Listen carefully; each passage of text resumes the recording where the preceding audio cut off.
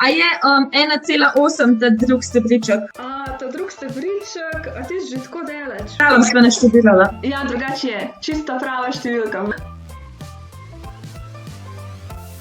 Živjo, sem Pija in bi vam sam rada povedala, da matematika res ni noben bav, kljub temu, kolikor matematike je na teden. V 4. letniku je tudi še dodatna ura za priprave na maturo višjo raven, kjer se delajo malo težje naloge. Meni osebno se matematika ne zdi težka. Profesorji zelo rade volje pomagajo, če karkoli ne razumeš, tako da vam res priporočam. A mi predlagate eno funkcijo, ki jo že poznate, nek pač predpis za funkcijo, pa bomo kar narisali tele noter. F od x je x kvadrat.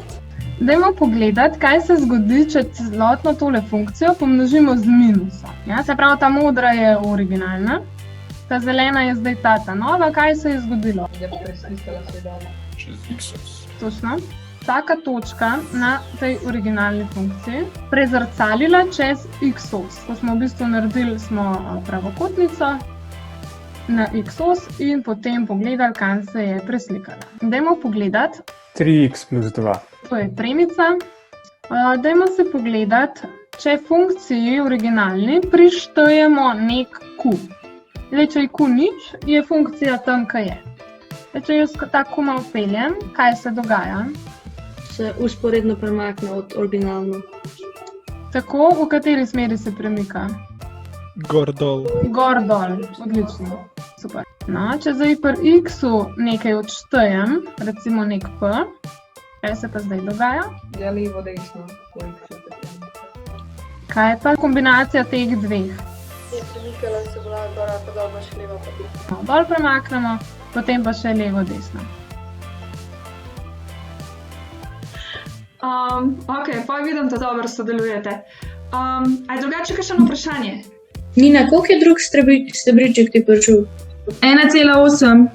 Jaz sem skoraj tam. Kako ste reševali drugo nalogo? Kako ste se jo lotili? Kaj ste, kako ste sploh začeli? Strukture za R, od zgornje točke pa za 2 minus R, pa tam pravokoten trikotnik dobiš. Ne vem, kako bi to zdaj objasnil čisto. Zdaj samo, a je kakšno vprašanje od sošolcev? A veste, tako kot jaz vprašam, a je kakšno vprašanje, pa ste bolj tih, tlele morate pa več spraševati, no?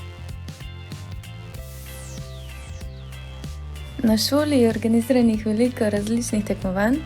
Med njimi so logika, razvedrilna matematika, kengurujček in finančna matematika, tako da boste sigurno najdeli nekaj, kar vam je všeč in se s tem še malo dodatno popestrili matematiko.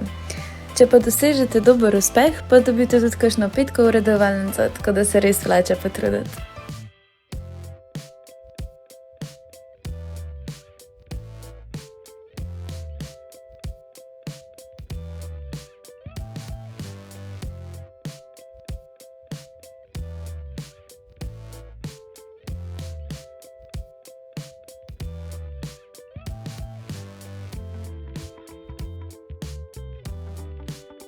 Kljub redu in disciplini se profesorji potrudijo, da pouk poteka čim bolj sproščujoče in pa zanimivo. Če se nam kdaj pri osnovi kaj zatakne, ali pa če imamo kakšno vprašanje, nam vedno odgovorijo na vsa vprašanja. Pa tudi, če kdaj kakšna slaba ocena, nam je ponujenih več priložnosti, da jo popravimo.